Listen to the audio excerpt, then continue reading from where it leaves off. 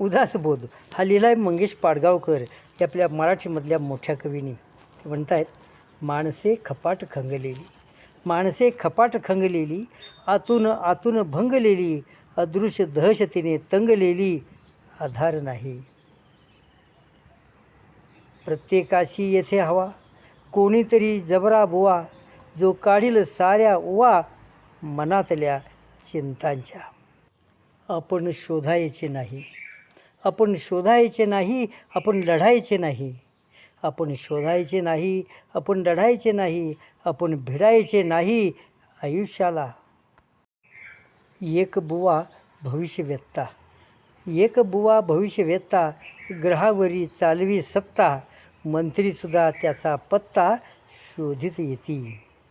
एक बुवा हलवून दाढी, एक बुवा हलवून दाढी, रिकाम्या हाती अंगठी काढी, कोणी रित्या भांड्यातून वाढी, 100 लोका. कोणाची तरणी ताठी, कोणाची तरणी ताठी, बायको लागे बुवाच्या पाठी, बुवा तिला ध्यानासाठी एकांती नेई. कोणी बुवा ताईत देती, कोणी बुवा ताईत देती, कोणी बुवा भस्म लाविती, कोणी बुवा अंगारा फाशिती, नाना तरा. आधी म्हणे जय साई, आधी म्हणे जय साई, मगची अधिकारी लाच खाई, अजूनी पकडला गेला नाही कृपा मानी बाबांची.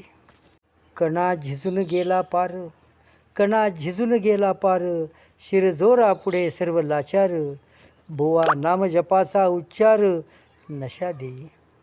उदासबोधमध्ये मंगेश पाडगावकर यांनी लिहिलेली कविता ही आजच्या संदर्भात सुद्धा बरोबर लागू पडते.